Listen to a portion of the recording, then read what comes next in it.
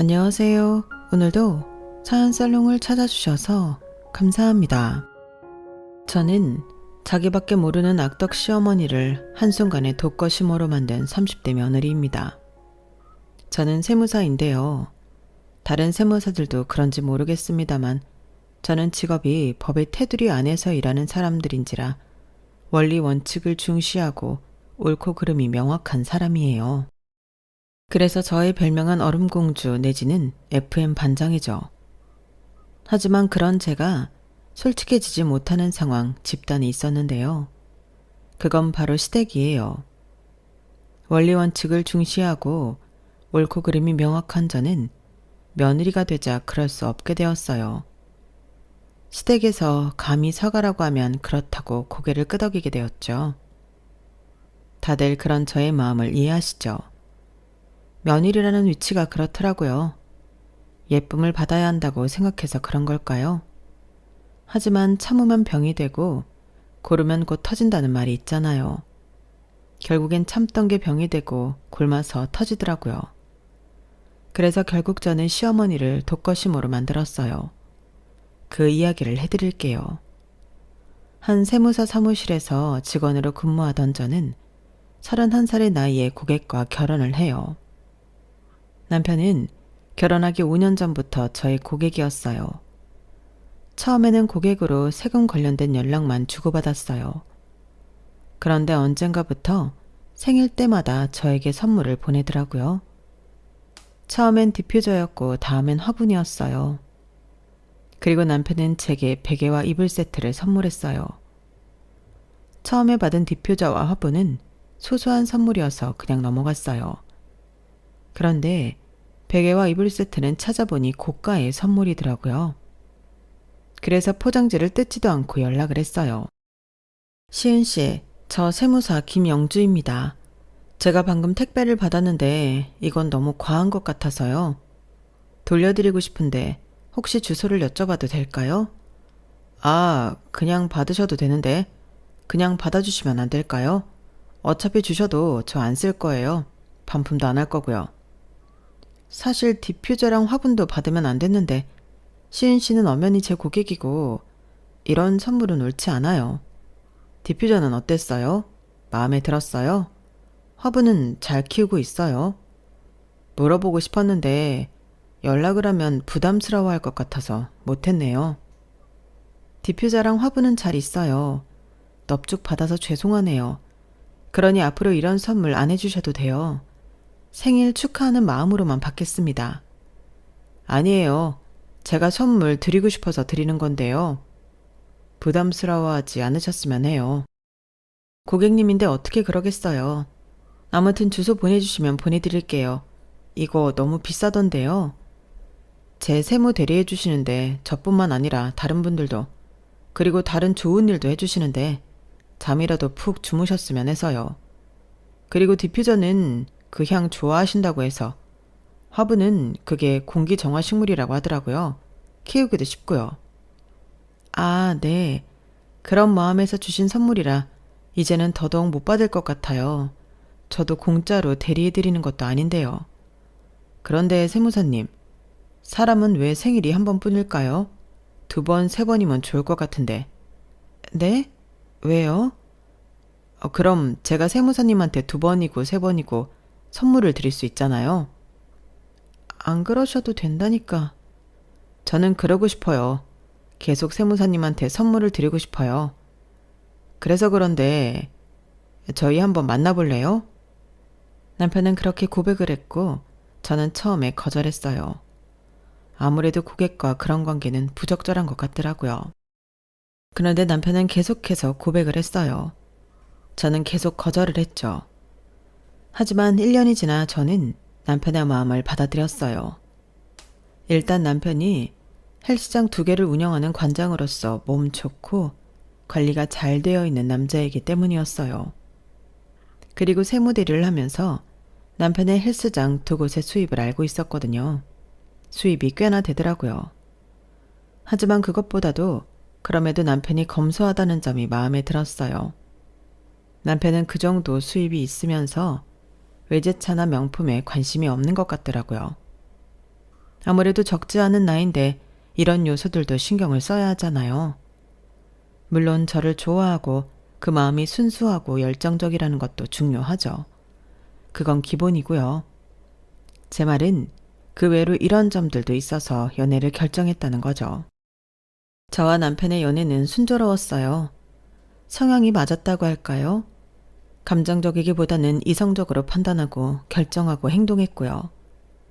그래서 다툴 때도 있었지만 거기서 싸움으로 번지지도 않았고요. 그래서 자연스럽게 결혼 준비를 했어요. 상견례에서 처음 시부모님을 만나게 되었어요. 그 전에는 뵌 적은 없지만 사실 시어머니가 반찬 가게를 하는데 남편이 저와 연애를 할 때 시어머니의 반찬 가게 세무대리도 저에게 맡겼거든요. 그래서 시어머니의 얼굴은 몰라도 얼마나 버는지 정도는 알고 있었어요. 시어머니의 반찬 가게는 10년 동안 한 자리에서 장사를 한 만큼 수입이 쏠쏠했어요. 들어보니 시어머니의 손맛이 장난 아니라고 하더라고요. 그 동네에선 유명하대요. 그리고 매장이 빛이 날 정도로 깨끗하다고 해요. 다들 믿고 먹는다고 하더라고요. 물론 그걸 알고 있기 때문에 결혼을 결심한 건 아니에요. 단지 빚지는 결혼은 아니겠구나 그런 생각을 한 것뿐이죠. 사실 중요하잖아요. 결혼하면 시댁도 가족인데 빚이 있다고 하면 좀 찜찜하잖아요. 갚아줘야 될 것 같고요. 그래서 편안한 마음으로 상견례에 갔어요. 상견례도 그 정도면 순탄하게 지나갔다고 말할 수 있을 정도로 마무리되었어요. 다들 웃으며 헤어졌으니까요. 하지만 문제는 그 다음이었어요. 상견례가 끝나고 그 당일 저녁에 남편을 만났는데 남편이 고백을 하더라고요. 사실 나 빚이 있어. 빚? 내가 아는 그 빚? 빚. 맑을 빚 말고 갚아야 할 빚이 있어. 뭐 마음의 빚 이런 건 아니지? 그런 거면 좋게. 그게 아니라 얼만데? 얼마나 있는데? 남편은 빚이 5천만 원이 있다고 말했어요. 제가 예상하지 못한 금액에 놀라자 제 손을 덜컥 잡았어요. 미리 말 못한 건 미안해. 나는 이 빚이 그 전에 결혼하기 전에 충분히 해결할 수 있을 줄 알았어. 그런데 결혼 준비에 돈이 이렇게 들 줄은 몰랐지. 그러게 그 전에 왜 말 안 했어? 결혼 준비 다 마치고 상견례까지 끝나고 나서 말하는 이유가 뭐야? 별 뜻 없어. 늦었지만 지금이라도 말하고 결혼하는 게 맞는 것 같아서. 설마 이 정도 빚으로 결혼 무르려는 건 아니지? 그런 건 아니지만 이런 일 있으면 앞으로는 일찍 말해줬으면 해. 그래야 나도 대비를 하지. 대비할 게 뭐가 있어. 이건 내 빚인데. 자기랑 일절 상관도 없는 돈이잖아. 아무리 갚는 건 자기가 한다고 해도 일단 우리 부부잖아. 그러니까 알긴 알아야지. 그렇지. 그게 다야? 그럼 뭐가 더 있어야 해? 아니야. 아무튼 이 빚은 신경 쓰지 않아도 돼. 내가 알아서 갚을 테니까. 그러면서 남편은 어떻게 생긴 빚인지는 이야기를 안 해줬어요. 저는 궁금했지만 결혼 전에 있었던 일이니 묻지 않았어요. 단순히 헬스장을 운영하는 데 쓰였던 돈이라고 생각했죠. 그런데 결혼식을 올린 뒤에 1년 동안 남편이 생활비를 한 푼도 안 주더라고요. 저희 부부는 돈 관리를 따로 하고 일정 금액 생활비를 모으기로 했는데요. 단 한 번도 남편은 주지 않았어요. 이번 달 생활비 보냈어? 보일러 교체하려면 돈 필요한데.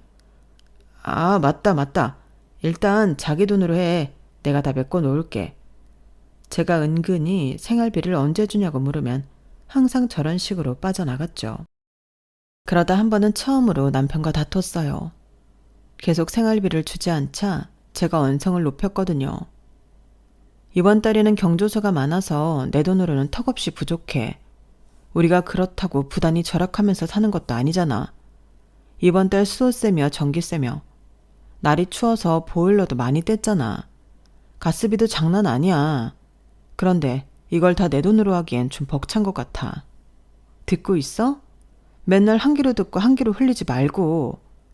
솔직히 말해서 지금까지 자기가 생활비 낸 적이 한 번도 없잖아. 우리 결혼하기 전에 약속한 거 아니었어? 돈 관리 각자 하지만 생활비는 매달 얼마씩 내자고 했잖아. 그런데 왜 약속을 안 지켜? 결혼한 지 얼마나 됐다고 이래? 나중엔 어떻게 하려고 그러는 거야? 내가 조금만 기다려달라고 했잖아. 지금 헬스장에 기구 새로 들어갈 게 있어서 목돈이 필요해서 그래. 지금 우리가 결혼한 지 1년이 다 되어가. 그런데 그동안 자기는 한 번도 생활비를 낸 적이 없어. 매달 그 비싼 기구가 들어간 건 아니잖아. 그리고 자기는 바보야? 내가 자기 세금 관리하는데 그런 큰 돈이 투자된 걸 내가 모를 것 같아? 그리고 헬스장 요새 어려운 것도 아니잖아. 그런 핑계 댈 거면 생각하고 말해. 나 자기 세무 대리인이야. 그런 거 모르지 않아. 오히려 다 알고 있어. 그런데 헬스장이 요새 어려워서 그렇다. 이런 핑계 댈 생각도 하지 마. 너 그렇게 말하니까 꼭 내 뒷조사하는 사람 같다. 내 수입 상황 다 알고 있으니까 입 다물고 돈 내놔라 이거야? 내가 네 현금 인출기도 아니고 돈 내놓으라면 내놔야 해? 방금 내가 결혼하고 변했다는 식으로 말했지. 너는 어떤데? 지금 네가 하는 행동은 어떠냐고. 내가 뭐 잘못 말했어? 맞잖아. 내가 헬스장 사정 누구보다도 더 잘 아는데 나한테 그런 핑계 대려고 했어? 그럼 말해봐. 대체 뭐 때문에 생활비를 안 준 건지. 너는 사람을 참 하찮게 만든다. 나 그래도 네 남편이야. 부인이 남편 길을 살려줘야지 아주 바닥으로 찍어 내리네. 내가 언제 그랬다고 그래. 내가 무슨 틀린 말 했어? 자기 약속한 생활비 안 낸 건 맞잖아. 안 낸 게 아니라 못 낸 거라고 몇 번을 말하니? 내가 사정이 있다고 했잖아. 그러면 그렇구나 하면 되지. 그렇다고 우리가 지금 손가락 빨면서 사는 것도 아니고 잘 살고 있잖아. 그런데 왜 자꾸 거지처럼 돈을 달라는 거야? 거지? 자기 지금 말 다 했어? 그렇게 싸움이 커져서 저희는 그날 처음으로 따로 잤어요. 그리고 다음날 출근을 했는데 무슨 일이 있었는 줄 아세요? 남편이 저희 사무실에서의 거래를 종료하고 다른 사무실과 계약을 했더라고요. 그걸 대표님이 저에게 말해줬어요. 저는 무척 서운했어요. 고작 말다툼했다고 이런 결정을 내린 게 저에겐 상처였어요. 저는 집에 돌아가면 그 이유가 뭔지 물어보기로 했어요. 그 생각에 하루 종일 일이 제대로 되지 않았어요. 그런데 그날 오후에 시할머니가 돌아가셨어요. 남편으로부터 연락이 와서 사과를 하려나 했는데 그 소식을 전하더라고요. 저는 일을 중단하고 시댁으로 갔어요. 시댁에서 장례식장으로 자리를 옮겼죠. 사실 시댁에 시할머니가 계셨어요. 시할아버지가 장남이어서 연로한 시할머니를 모시고 산 거죠. 시할머니에겐 당뇨가 있었어요. 그동안 그 병으로 고생하셨는데 결국엔 저혈당 쇼크로 돌아가신 거였어요. 조문객들이 다들 오래 사셨으니 호상이라고 말했지만 사실 시부모님이 고생이 많았어요. 나이든 노인을 모시는 게 쉬운 일은 아니잖아요. 거의 15년을 넘게 모시고 살았으니 시부모님이 얼마나 힘들었을지 가늠도 안 가더라고요. 시할머니 장례식장에서 제가 할 일은 그런 두 분을 걱정하고 위로하는 일이었어요. 그런데 시어머니가 저보고 집에 보내려고 하더라고요. 영주야, 너는 집에 가도 된다. 여기에 있으면 피곤하고 고생만 할 테니까 집에 가서 쉬어라. 참 어머님, 저 혼자 어떻게 그래요. 그래도 자리는 지켜야죠. 저 하나도 안 피곤해요. 아까 배려해 주셔서 조금 잤는걸요. 그리고 새벽엔 조문객도 안 올 테니까 그때 또 조금 자면 돼요. 그래도 남의 귀한 딸을 보쳐 세워놓으니 내 마음이 편하지 않구나. 집에 가봐. 그래, 자기는 먼저 들어가봐. 여기 있어도 할 일 없어. 나중에 장례식 끝나면 우리 데리러 나와. 그래, 시은이 말대로 해라. 옳게 시은이 말대로 해. 오늘까지 있어준 것만으로도 고마워. 옳게가 할 수 있는 일 다 했어. 그럼 뭐 필요한 거 있으면 전화 주세요. 바로 가지고 올게요. 저는 그렇게 장례식장에서 나왔어요. 근데 차 키를 두고 왔더라고요.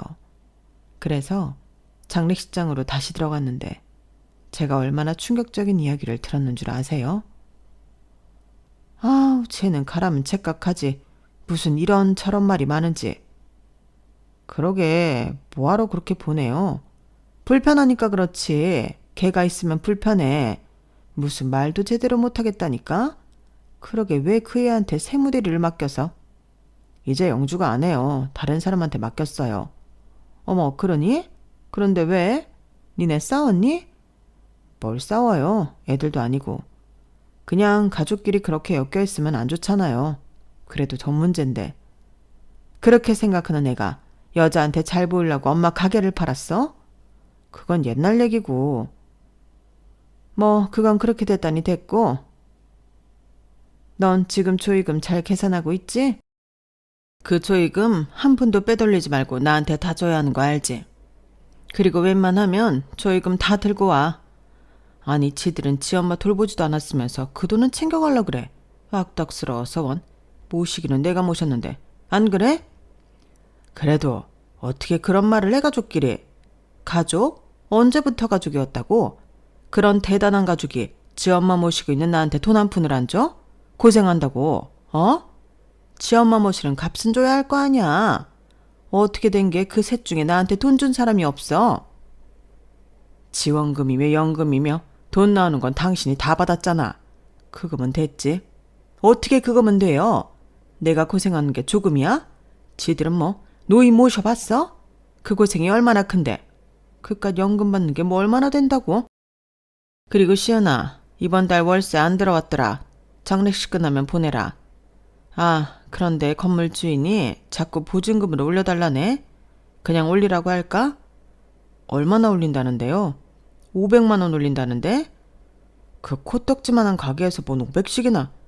그러게 말이다. 이왕 이렇게 된 거 식당을 해야 하나 싶기도 해. 또 식당 얘기예요. 그건 이미 끝난 일이잖아요. 넌 엄마가 하면 될 것 같지 않니? 아주 돈방석에 오를 것 같지 않아? 엄마 손맛이 보통 손맛이니? 다들 찾아오지. 무슨 돈으로 하려고요? 엄마가 지금 돈이 어딨어요? 지은이 너는 조용히 해라. 돈 한 푼도 안 내는 애가 무슨 말을 해? 그리고 너 오늘 보니까 아주 잘못 시집갔다. 사유가 치과 의사인데 아주 면을 못 세우겠다. 그게 무슨 말이에요? 오늘 네 남편 손님이 몇이나 왔니? 아니, 오기는 왔니? 너 제대로 알린 건 맞아? 오늘 진료 있다고 오지도 않고 말이야. 그런 건 시은이 마누라 보고 배워야 해. 걔는 일도 빼고 왔더만. 너 아주 시집 잘못 갔어. 바쁜 걸 어떻게 해요. 그리고 할머니잖아요. 누가 친구 와이프 할머니 조문을 와요. 네 남편을 진심으로 생각하는 애들이라면 오겠지. 네 남편도 참 사람 그러실 줄 모르나 보다. 저는 그때 시어머니의 진실된 얼굴을 봤어요. 정말 충격적이었어요. 저에게는 그런 모습을 전혀 보여주지 않거든요. 저에게 시어머니는 다른 시어머니들과 다르지 않게 적당히 다정하고 적당히 부드럽고 적당히 어려운 그런 사람이었어요. 그런데 그때의 모습은 전혀 딴판이었죠. 저는 충격을 받아 장례식에서 나와서 남편에게 따로 전화해 차키를 받아 집으로 갔어요. 그리고 장례식이 끝날 때까지 남편을 기다렸죠. 거의 뜬 눈으로 밤을 지새운 것 같아요. 그런데 돌아온 남편은 제게 어떤 말도 안 하더라고요. 잘 끝내고 왔어? 아, 자기는 푹 쉬었어? 아니, 거의 못 잤어. 왜? 좀 쉬라고 들어가라고 했더니. 나 사실 차키 가지러 장례식장에 들어갔었어. 어? 어머님, 내가 생각하는 거랑 좀 다르시더라. 그런데 그건 별로 중요하지 않고, 자기, 어머님 가게 보증금 월세 내주고 있었어? 아, 그거 별거 아니야. 별거 아니긴 내가 내기로 똑똑히 들었는데, 그래서 나한테 생활비 줄 돈이 없었던 거야? 그럼 심각해지는데? 아니, 그렇다고 심각해질 거야 없잖아. 원래 주던 돈이야. 월세도 보증금도 생활비도 다 원래 드린 돈이라고. 그런데 결혼했다고 안 드릴 순 없잖아. 생활비? 생활비는 또 뭐야? 자기 어머님한테 생활비도 주고 있었어? 아, 방금 생활비까지 말 안 했나? 실수했네. 대체 나한테 숨기는 게 얼마나 많은 거야? 또 뭘 숨겼어? 뭘 말하지 않았냐고. 숨기긴 네가 묻지 않은 거잖아. 넌 왜 사람을 쫌스럽게 만드냐? 그걸 어떻게 알고 물어. 그리고 자기를 쫌스럽게 만드는 건 내가 아니라 자기랑 어머님이야. 누가 결혼한 와중에 부모한테 돈을 줘. 누가 결혼한 자식한테 그런 돈을 받아? 그게 정상이야? 아니 그럼 결혼했다고 그 돈을 다 안 줘? 안 주면 우리 엄마는 쫄쫄 굶으라고? 미안하지만 그 돈 안 준다고 어머님 쫄쫄 안 굶어. 조금 절약하면서 사는 거지. 그러니까 나는 우리 엄마가 절약하면서 사는 거 싫다고. 그럼 나는 뭐 때문에 절약하면서 뭐라도 아끼려고 아둥바둥거리면서 살아야 하는데? 너 내 남편이야. 결혼한 이상 내 남편이지 어머님 아들 아니라고. 나중에 애 낳으면 어쩌려고 그래? 그만 좀 해. 나도 죽겠다고. 너랑 결혼하고 빚만 늘었지? 뭐 잘된 게 없다고. 빚이 늘어? 5천만 원 해결한다며. 그런데 늘었어? 고작 2천만 원밖에 안 늘었어. 신경 꺼. 그런데 자기가 다시 세무대리 해주면 안 돼? 생각보다 수수료가 세더라. 우리는 부부니까 수수료 안 받고 자기가 다시 해주면 안 될까? 남편의 기막힌 태도에 저는 할 말을 잃었어요. 저는 남편을 식탁 의자에 앉히고 부부 사이에는 비밀이 없어야 한다고, 부부 사이에는 신뢰가 가장 중요하다고 설명했어요. 남편은 잠자코 듣더니 제게 사과하더라고요. 그리고 빚이 늘어난 건 시어머니에게 줄 월세와 생활비 때문이라고 했어요. 헬스장 운영이 요즘 어렵냐고 물으니 헬스장 운영엔 문제가 없지만 그렇다고 호황인 것도 아니며 새로운 사업을 준비 중이라고 했어요. 그러면서 저에게 부탁을 하더라고요. 그래서 그런데 우리 엄마가 계속 식당 하고 싶어 하는 거 알지? 그런데 내가 방금 이야기한 것처럼 여유가 없어. 그러니까 자기가 좀 대신 차려주면 안 될까? 내가 사업 자리 잡으면 갚을게. 공짜로 해달라는 거 아니야. 그리고 그렇게 해주면 다시는 엄마한테 돈 안 줄게. 월세든 뭐든. 정말이야? 확실해? 다시 갚는다는 거지? 정말 확실해. 내가 맹세할게. 정 찜찜하면 각서라도 써. 이번이 마지막이야. 이번에도 신뢰가 깨지면 우린 영영 회복할 수 없을 거야. 제가 강하게 말하자 남편이 고개를 끄덕였어요. 그렇게 저는 남편에게 2억을 빌려줬어요. 그리고 몇 달 뒤에 시어머니의 식당이 오픈했어요. 예상대로 시어머니의 단골 손님들이 찾아와 첫날은 무지하게 붐볐어요. 오픈 전까지 직원을 뽑지 않아서 시어머니와 시아버지, 저와 남편 이렇게 넷이 일을 했는데 어찌나 힘들던지요. 더군다나 시어머니는 식당에 온 손님들을 응대하고 이야기하느라 계속 자리를 옮겨다니며 앉아있기만 했어요. 들어보니 아들 자랑도 하고 바쁘더라고요. 그러면서 저희에겐 지휘자처럼 손짓만 했죠. 사실 첫날은 손님이 붐비기도 했지만 엉망이었어요. 주문 오더가 잘못 들어간 경우도 있었고 테이블을 잘못 봐서 엉뚱한 메뉴를 전달하기도 했고요. 저 같은 경우는 포스기도 처음이어서 헤매기도 했고요. 뭐 그럴 때마다 시어머니가 나타나 해결하긴 했지만 은근히 눈치를 줬어요. 결국 첫날 영업이 끝나고 모두 기진맥진한 상태로 한 테이블에 모여 앉았어요. 집에 가야 하는데 집에 갈 힘도 없더라고요. 그래서 결국 시어머니는 내일 사람을 더 써야겠다고 했어요. 아우, 안 되겠다. 내일은 사람을 더 쓰든지 해야지. 그런데 지금 아르바이트나 직원 뽑는다고 공고 넣어봤자 내일 당장 구할 순 없을 텐데요. 그럼 알지. 일단 지은이 보고 오라고 해야지. 아, 그러고 보니 오늘 안 나오셨네요. 무슨 바쁜 일이 있나 봐요. 바쁜 일은 무슨, 그냥 허드렛 일 하기 싫은 거지. 그래도 지 엄마가 그토록 하고 싶었던 식당을 오픈했는데 한 번은 와야지. 그래 엄마, 누나라도 불러. 우리 가족은 택도 없어. 아, 그리고 영주야, 너희 친정 식구들은 내일 뭐 하니? 네? 저희 친정 식구들은 왜요? 그래도 사돈이 식당 개업했는데 한번 오셔야지. 내가 초대하는 거라고 부담 없이 오라고 하렴. 내가 식당 오픈한 건 아니? 아, 말씀은 안 드렸어요.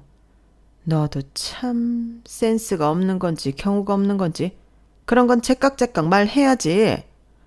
아, 죄송해요. 그런데 일요일에도 제 남동생이랑 여동생은 일을 해서 못 올 거예요. 아빠도 은행원 퇴직하시고 금융 전문가로 있잖아요. 그래서 확실히 오실 수 있는지 모르겠네요. 너희 엄마는 집에서 놀잖아. 너희 엄마라도 오라고 그래. 아, 그러면 차라리 잘 됐다. 그래, 너희 엄마만 오라 그래, 부담 없이. 그래서 다음 날엔 저희 엄마가 화분을 사들고 시어머니의 가게에 방문했어요. 둘째 날도 사람이 붐벼서 저는 엄마가 온 줄도 뒤늦게 알았어요. 시어머니는 저희 엄마가 온 걸 언제 봤는지 문 앞에서 저희 엄마랑 이야기를 하고 있더라고요. 그런데 웬 고무장갑을 들고 있었어요. 저는 눈치를 보며 두 분에게 갔어요. 가보니 시어머니는 저희 엄마한테 가게며 아들이며 자랑을 하고 있었어요. 사돈어른 너무 오래간만에 뵙네요. 잘 지내셨죠? 네, 예전부터 식당 하고 싶다고 하더니 꿈을 이루셨네요. 축하드립니다. 하요, 이 나이에 무슨 꿈이에요. 먹고 살려고 하는 짓이죠. 그래도 좋은 말씀 감사합니다. 이 가게 위치나 주변 상권 보셨죠? 여기서 가게 내겠다고 한 사람이 한둘이 아니었어요. 이 자리가 저희 아들이 찾아낸 건데 여기서 가게 내려고 얼마나 노력했는지요. 저희 아들이 보기처럼 냉철하고 심지가 굳거든요. 그러니 지금까지 헬스장 2개를 성공적으로 운영하는 거 아니겠어요? 아, 제가 왜 이런 말을 하냐면요. 저희 아들이 힘을 좀 썼거든요. 건물주가 이미 계약할 사람이 있다고 안 된다고 하는 거를 보증금이랑 월세를 남들보다 조금 더 주겠다고 해서 겨우 얻은 거예요. 어머, 보증금이랑 월세 올리면 너무 힘드신 거 아니에요? 보증금이랑 월세는 앞으로 오르면 오르지 떨어지진 않잖아요. 우리 아들이 아시겠지만 효자잖아요. 제가 안 그래도 그것 때문에 걱정하니까 따님이랑 얘기해서 자기들이 내겠다고 하더라고요. 저희 딸이요? 네, 제가 참 좋은 며느리를 얻었어요. 물론 사돈어른께서 잘 키워준 거겠지만요. 제가 자식 복이 참 많답니다. 아시죠? 저희 큰딸. 저기 있는 저희 큰딸 남편이 치과 의사인 거요. 그래서 제가 치과는 제 돈 주고 안 가잖아요. 네, 알고 있습니다. 여기 화분이에요. 좋은 화분은 아니지만 돈방 속에 앉게 해주는 나무라고 하더라고요. 어머머, 이런 거 안 가져와도 되는데 너무 감사해요. 일단 식사하셨어요? 식사부터 하실래요? 아, 죄송해요. 밥은 먹고 왔어요. 죄송할 게 뭐가 있어요. 더 잘 됐죠. 이거 받으세요. 가만히 있기도 죄송스러울 거 아니에요. 이거 가지고 주방으로 가세요. 저희가 이야기하는 잠깐 사이에 주방이 또 초토화가 되어 있을 거예요. 보시면 알겠지만 지금 저희 무척 바쁘거든요. 네? 이게 무슨... 사람이 서로 도우며 사는 거잖아요. 일당은 투둑하게 드릴게요. 잠깐만 도와줄 수 있죠? 시어머니는 그렇게 말하며 저희 엄마에게 고무장갑을 쥐어줬어요. 그리고 한 테이블에 가서 하하호호 웃으며 이야기꽃을 피웠죠. 저는 정말 당황해서 아무 말도 나오지 않았는데 저희 엄마가 정말 고무장갑을 들고 주방으로 가려고 하는 거예요. 엄마, 안 해도 돼요. 그냥 집에 가세요. 아니다. 우리 딸이 고생하는데 조금이라도 도와줘야지. 네가 덜 힘들면 됐어. 저는 몇 번을 말렸는데 엄마가 괜찮다고 했어요. 그리고 다시 손님이 쓰나미처럼 밀려왔고 저는 손님 응대를 해야 했어요. 물론 그러면서도 설거지를 하고 있는 엄마가 신경 쓰여서 제대로 일이 되지 않았어요. 저는 너무 불편했어요. 그래서 남편을 붙잡고 말했죠. 이대로 있을 거야? 우리 엄마 저기서 설거지하게 둘 거냐고. 우리 엄마이기도 하지만 네 장모님이기도 해. 장모님이 사돈 식당에서 설거지하고 있다는 게 말이 돼? 그럼 어떻게 하라고? 일단 장모님이 하겠다고 했으니 그냥 둬야지. 도와준다고 했다며? 뵐 수 있어? 일당도 준다는데 뭐. 지금 돈이 문제야? 아, 돈 이야기가 나와서 하는 말인데 보증금까지는 알겠는데 당신이 월세 낸다고 했어? 그것도 여기 구하려고 올려받는다며. 이제 그런 건 하지 않겠다고 안 했어? 그리고 내가 합의했다는 건 무슨 말이야? 내가 언제 합의했어? 애초에 상의도 안 했잖아. 나는 모르는 일인데 그냥 장모님 앞에서 엄마가 자랑하고 싶었나 보지. 그리고 지금 이럴 시간이 있어? 손님 또 들어온다. 나중에 이야기하든지 해. 남편은 그렇게 모르쇠를 했어요. 그리고 신우와 눈이 마주쳤는데 어설프게 웃으면서 고개를 절레절레 저었어요. 그리고는 정말 손님이 붐벼서 정신이 없었어요. 그렇게 둘째 날도 끝났어요. 모두 뒷정리를 하고 있는데 시어머니는 계산대에서 정산을 하고 있었어요. 설거지와 뒷정리를 모두 끝내고 첫날처럼 한 테이블에 모두 모여 겨우 커피를 마시고 있었어요. 오늘도 수고했네요. 이제 셋째 날부터는 평일이니까 시은이는 중간중간 오고 영주는 퇴근하고 오고 지은이는 애들 등원시키고 좀 와라. 오전만 봐. 더 봐달라고 안 할 테니까. 알겠지? 그리고 이건 사돈어른 일당이에요. 시어머니는 봉투에도 넣지 않고 2만 원을 엄마에게 줬어요. 저희 엄마는 당황했죠. 아니, 거기에 있는 전부 당황했어요. 그러자 시어머니가 웃으며 말했어요. 왜요? 너무 적은가요? 설거지만 했는데 이 정도면 많지 않아요? 사돈어른, 애들은 무일푼으로 도와줬어요. 이 정도 받는 게 어디예요? 그리고 세상이 얼마나 가혹한지 평생 집안일만 해서 모르죠. 2만 원 벌기가 얼마나 힘든데요. 이 돈도 감지덕지죠. 오늘 해보니 어떠셨어요? 집에서 노느니 이게 낫지 않아요? 내일도 오실래요? 엄마는 대답은 하지 않고 일단 2만 원을 받았어요. 그때 제가 어떤 심정이었는 줄 아세요? 그래요. 저를 빙다리 핫바지로 보는 건 알겠다 이거예요. 그런데 저희 엄마, 부모님을 그렇게 보는 건 참을 수가 없었어요. 어느 누가 그걸 참겠어요? 저는 속이 부글부글 끓다 못해 터질 것 같았어요. 그래서 자리에서 벌떡 일어났어요. 엄마가 받은 2만 원을 낚아채고 시어머니에게 던졌어요. 너 이게 뭐 하는 짓이냐? 제가 정말 어처구니가 없고 기분이 더러워서 몇 마디 할게요. 어머님, 지금 이 가게를 누구 돈으로 오픈한 건지 알긴 하세요? 아들이요? 어머님 아들이요? 어머님 아들 돈 없어요. 어머님한테 생활비며 월세며 다 뜯겨서 지금 빚만 7천만 원이에요. 그런데 그 돈이 있을 리가 없잖아요. 그게 무슨 소리냐? 우리 아들이 이 가게 해준 건데 명의도 우리 아들 명의야. 그건 어머님이 세금 안 떼려고 아들 명의로 한 거고요. 이 가게에 들어간 2억 제 돈이에요. 그리고 저희 엄마 돈이고요. 뭐? 아니 네 돈인 건 그렇다 쳐도 네 엄마가 무슨 돈이 있다고. 그래요. 생각해보니까 어머님은 상견례에서도 저희 엄마 집에서도 온다고 무시했네요. 주부로 있다고 하니 주부는 직업이 아니라고 그랬죠. 그러면서 사람이 떳떳하게 살아야 한다고 우리 엄마를 떳떳하지 못한 사람으로 여겼죠. 그런데 어쩌죠? 저희 엄마 저보다 잘 벌어요. 저희 엄마가 그냥 주부로 보이죠. 어머님은 아는지 모르겠지만 저희 엄마 인터넷에서도 유명한 주식 투자 아줌마예요. 주식 전문가라고요. 저희 엄마가 매달 버는 돈이 저보다 많아요. 그래서 솔직히 2억 중에 제가 보탠 건 5천만 원 정도고 나머지는 엄마 돈이에요. 그런데 지금 뭐 하는 짓이죠? 그런 줄도 모르고 감히 저희 엄마한테 고무장갑을 쥐어줘요? 설거지를 시키고 고작 2만 원을 줘요? 뭘 알거나 그렇게 하세요. 아니, 몰라도 사돈한테 그렇게 하는 거 아니에요. 어머님은 정말 경우가 없어요.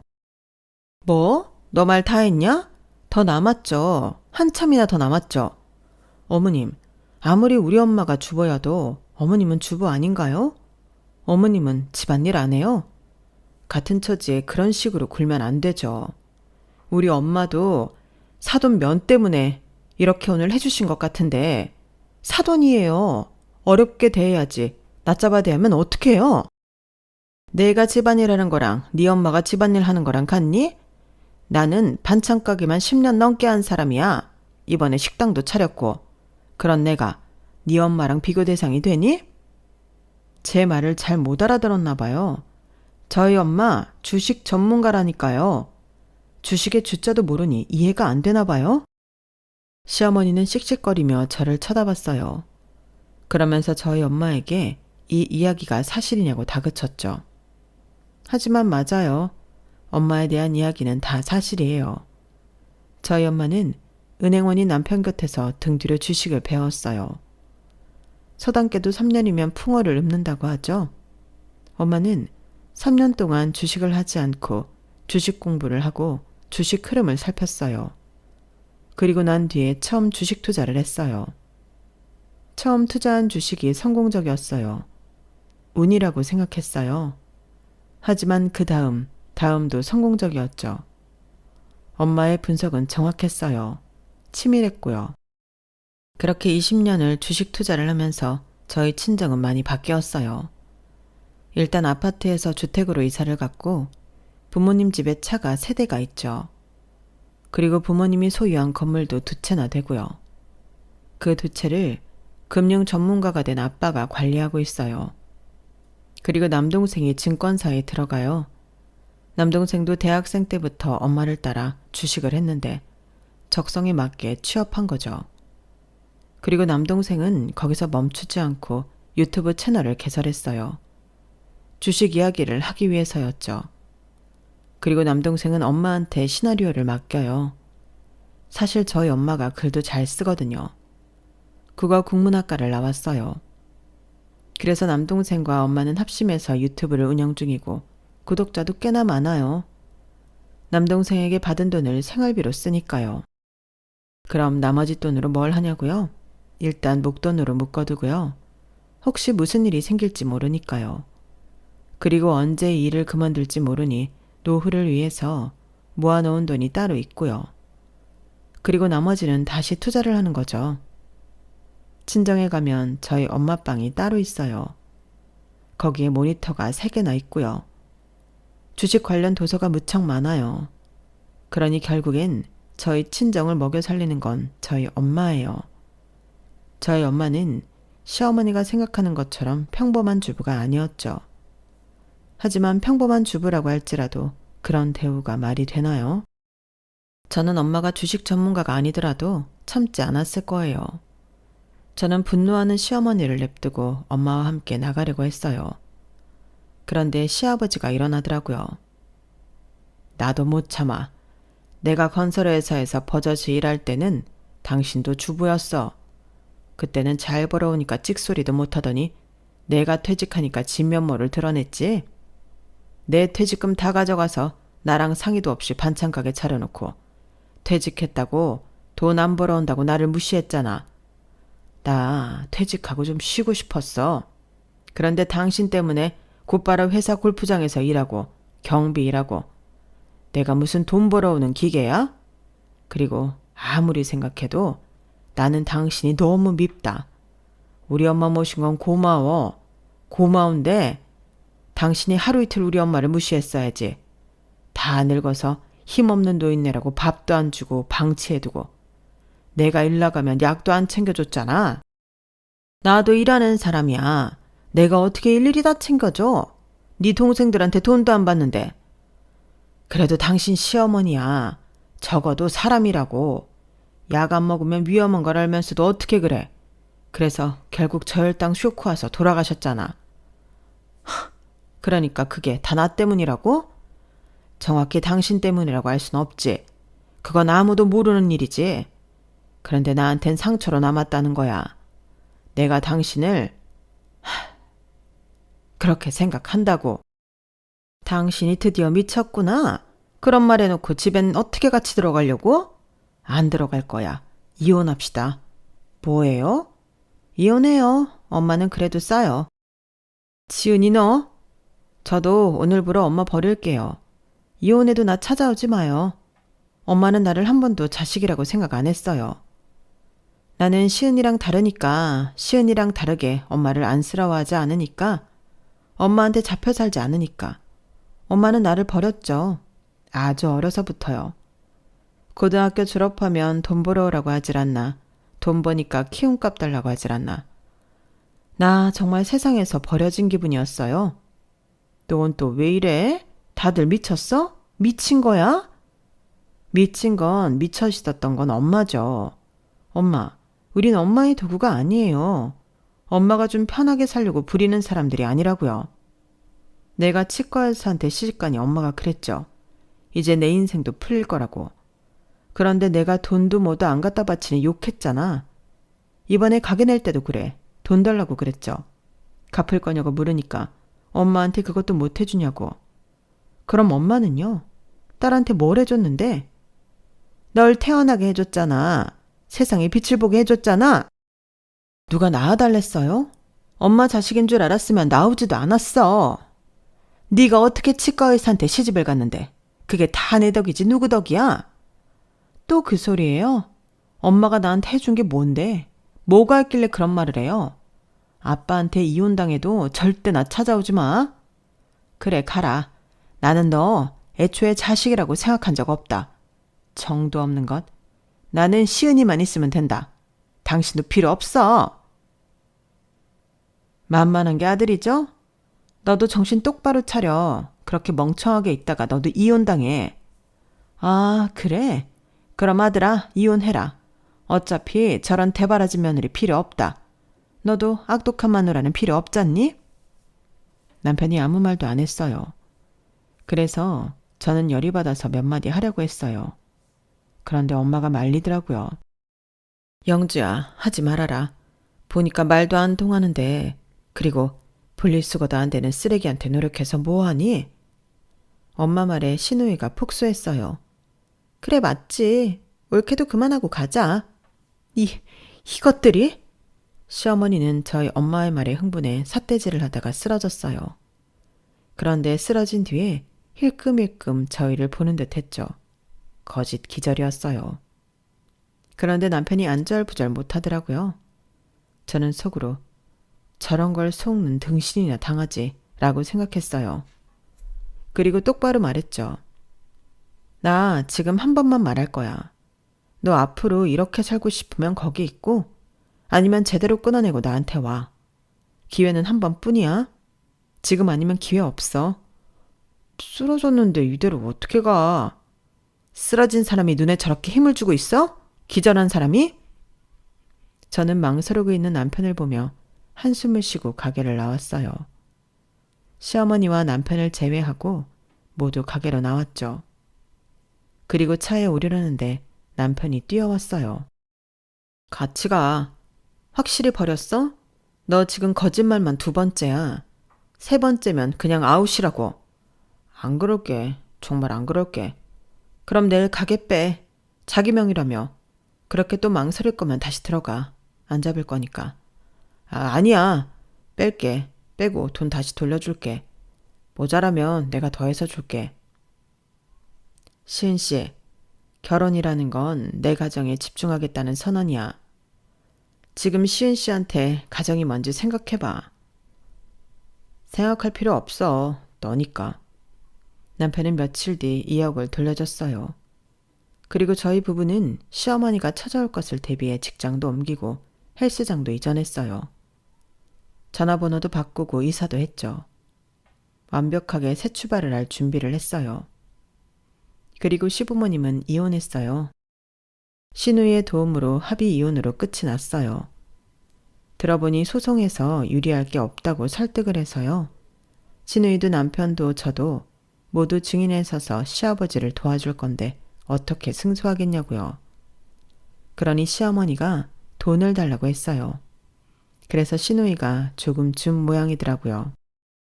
이혼을 한 뒤에 시아버지는 고향으로 내려갔고 시어머니는 자기 동생 집에 들어갔어요. 결혼을 한 동생 집에서 사는 게 얼마나 불편할까요? 들어보니 이제 막 애들을 독립시켰다고 하던데 웬 짱돌이 굴러왔나 싶겠더라고요. 이 모든 것을 알려준 신우이는 통쾌하다고 저에게 말했어요. 엄마를 버린다는 게 천륜을 어긴 것 같지만 그래, 아니라고는 말 못하지. 하지만 속이 시원해. 아무리 나를 낳아준 엄마라도 마음이 내키지 않으면 아닌 거잖아. 올케는 좋겠다. 그런 엄마 밑에서 자라서. 그래서 사람이 모난 데가 없는 건가? 제가 무슨 모난 데가 없어요. 사람이면 다 있죠. 형님이 시원하면서 허전하겠어요.